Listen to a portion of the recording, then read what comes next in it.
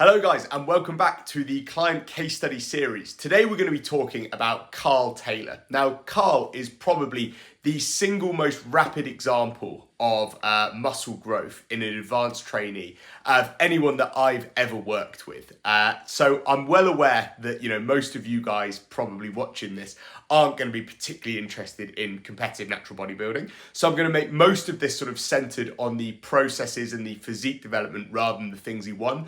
But he did achieve some pretty sort of remarkable things in natural bodybuilding, winning his pro card and becoming an amateur world champion in his first ever season, and then putting on 3.5 kilos of stage weight in an off season that only spanned 7 months between his first and second competitive season. So whilst many people might not be that interested watching this in sort of actual natural bodybuilding and placements and posing and all that type of thing, they probably are interested in finding out just how someone that is very, very advanced in training age can rapidly progress their physique in terms of muscle growth. Obviously, it's quite easy to progress your physique, visually in terms of losing a lot of body fat, but actually being able to put on a lot of muscle, 3.5 kilos in off season, only 7 months long is unbelievable. So it's interesting to be able to see sort of what are the determining factors for someone to be able to progress that quickly when they've been training for a long time. So to give you a little bit of a rundown and background, I first met Carl when I was coaching his brother Anthony at the BNBF Midlands back in 2022, and Carl watched Anthony absolutely smashing it and said, you know what, I'd like to have a go at this. So I was speaking to him and he was like, well, I'd like to do one of these WNBF shows, and this was only about 6 weeks away, or might have been 6 or 8 weeks away, something like that. And had a look at him, and he looked, really good structure in terms of skeletal structure, wide clavicles, narrow waist, that type of thing. But, he wasn't really on that level just yet. But he was like, no, I really want to do it. So I said, well, look, let's sit down, let's figure out exactly what you're doing. And it turned out that he had actually created the physique he had at that point with almost no structure at all in terms of his nutrition and training. Now, one of the things I always look for when I'm speaking to a new client and trying to assess how quickly they might be capable of progressing is basically, how many areas of low-hanging fruit can you identify?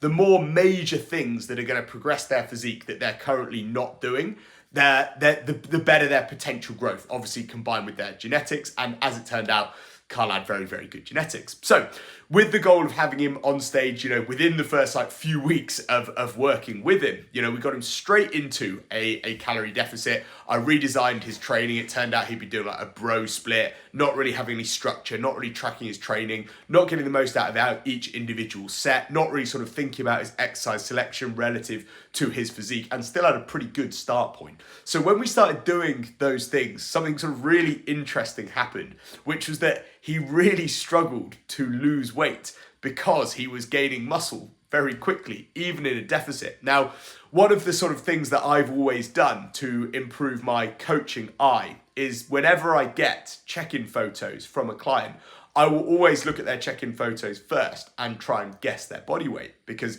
it helps me sort of correlate changes in body weight relative to visually what I'm seeing, and it helps improve that skill. So when I first started sort of coaching Carl, I was watching his physique photos getting rapidly leaner and then seeing his body weight, and it was barely changing. And, his calories were very much in a deficit. We had to be fairly simple with his nutrition approach. Bear in mind, he'd never been coached before, never followed a training program before, never followed a nutrition plan before. So the usual approach of trying to give him loads of variety and include loads of foods that he loved into it basically went out the window, and we were like, Carl, you're going to eat the same things every day because you're not used to weighing things, you're not used to tracking things. We've got to have this as fewer moving parts as possible. So he was definitely in a deficit, a pretty assertive one, and visually losing fat very quickly. But he was so hyper responsive to finally having some structure in his training. So, we moved him up to training things, everything twice per week, with a particular emphasis on sort of the weaker lower body.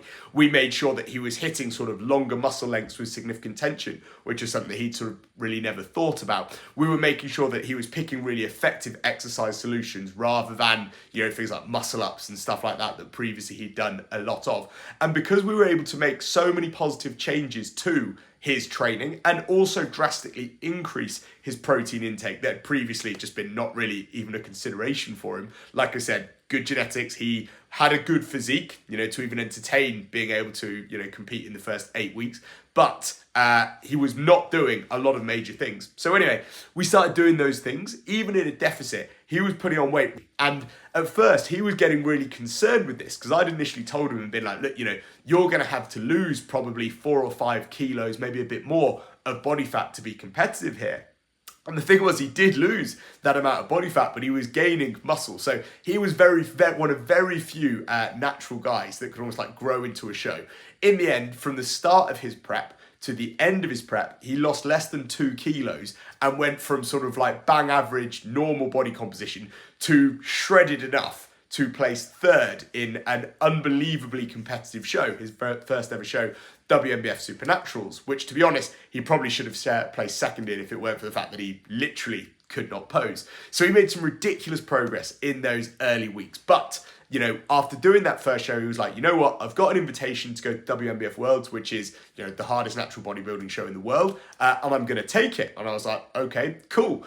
Now you need to really knuckle down if we're going to bring better condition and make the most of what has turned out to be, a pretty awesome looking physique. So we really did. Okay, like we pushed really hard for the condition. We had to push his steps fairly high, calories reasonably low, and his physique continued to change pretty rapidly.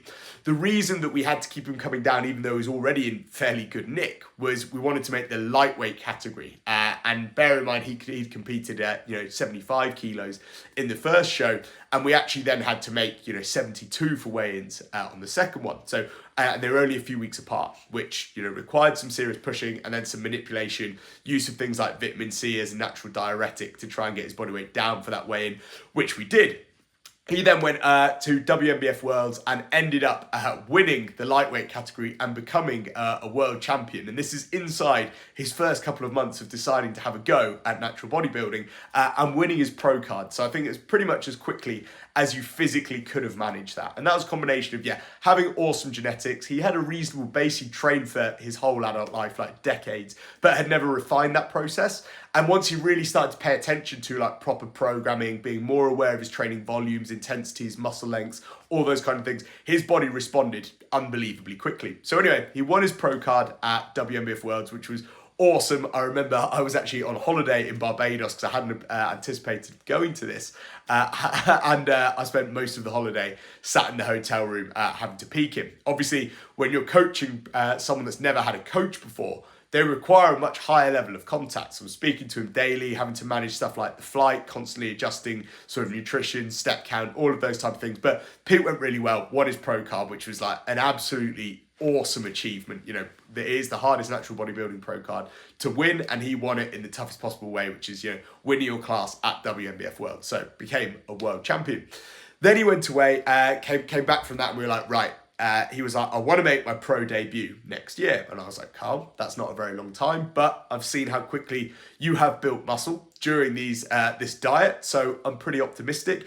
This is what you would have to do. So we laid out a pretty sort of non-conventional plan. So normally for a natural bodybuilding off season, you need a lot of time because the amount of muscle that you can actually grow in each week or month is very, very small. So often you're talking 18 months up to 3 years to really make significant visual progress. And he needed some massive changes to his lower body. Okay, like his legs did not match his upper body. It was good enough to win his pro card, but it would never have been competitive on a pro show. His legs were sort of weak compared to his upper body.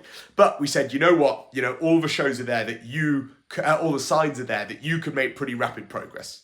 How quickly you grew in a deficit will suggest that if we really attack this, we can make a big difference. And we decided to gain weight much more quickly than you would normally do in a conventional off-season. We were going shorter, and the fact that he'd grown a deficit shown that he was someone that could build more muscle than most. So normally I would cap people at about 1% of body weight gain per month. So if he was 75 kilos, 0.75, and that adjusts up as they gain weight. With him, we went closer to 2% and even a little bit above to begin with in terms of rate of gain per month. But because we were able to then double down again on those training sort of alterations, really pump up his training volume, push that training intensity, really bias those longer muscle lengths, we focused a lot on really deep knee flexion work that he'd never really done previously. He wasn't really aware that that would get him better results, going like super deep on things like leg presses, squats, and his legs absolutely blew up over that off season. So it was only a short one. It was, I believe, 7 months. Yeah, so November. Yeah, and then started dieting down. And in that time, he went from a stage weight of about 73 up to about 86 kgs. So he really pushed that rate of gain. Okay, but actually stayed in relatively good nick because he gained loads of muscle. Then he came to diet down for his next competitive season, where he would make his pro debut. Now, this was a somewhat messy experience in that he absolutely crushed it from a physique perspective. So he ended up on stage for WMBF Worlds in the pros, which was always our goal. He ended up 3.5 kilos heavier on stage. His legs grew an unbelievable amount. Like his comparison photos were just ridiculous. So his rate of physique progression was incredible, but we didn't actually really get the rewards on stage that he otherwise could have done, just through to lack of time and preparation. Unfortunately, he had a lot going on in his personal life. He was in and out of hospital for his daughter at the time, and basically just didn't have time to do any posing practice or really refine that side of things. So his presentation on stage was terrible, but his physique was incredible, which is a really weird balance. So the first show that season we did, or the first natural show, he did an untested show just to get a bit of practice for the peaking protocol. There were only 2 people in his category. There was 2 bros, 1. First one he did for his pro debut was the WMBF Swiss, which is a very competitive show, and actually got a top 5 placing, but wasn't a particularly successful day for us. He ended up having loads of black coffees, which obviously I hadn't told him to do, which made him sweat all his tan off. And yeah, wasn't particularly happy with how it went on stage.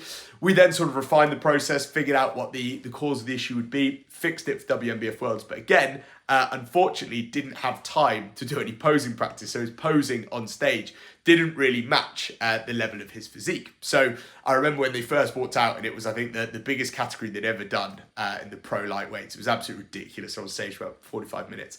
And he was straight into the first call out. So those are the guys that they're thinking of basically like placing in that top 5. But unfortunately, he then stood out for slightly the wrong reasons, because his posing was squiffy and didn't really present his physique at all. So ended up not getting a top 5 placing. But, you know, what I was unbelievably impressed with is just how hard he worked in that off season and how fast he was able to add muscle to his frame. Like that really redefined for me how quickly someone can add muscle as a natural athlete. Like I go to a gym where there's loads of people on gear that end up, you know, taking 10 years off their life for each off season and end up on the stage with the same amount of weight because they're same stage weight, because, you know, their training absolutely sucks and they make the same mistakes with their nutrition every time. But Carl literally went all in. But the reason that he was able to progress his physique so rapidly, even after years of training, is we were just able to find loads of major areas of improvement for him. So for instance, he'd never really committed to a proper like gaining phase. So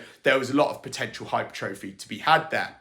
He never really understood how to structure his training to maximize sort of like frequency of stimulus for weaker muscle groups. So when we started to do that in his off season for his legs, they really responded. He'd never been told anything about the importance of training at longer muscle lengths, getting into deep knee flexion in order to develop those quads. So the reason he was able to see such rapid progress with his physique is we were just able to find lots of sort of reliably impactful areas to make those improvements too. And that's usually the biggest indicator of how fast someone will be able to gain muscle.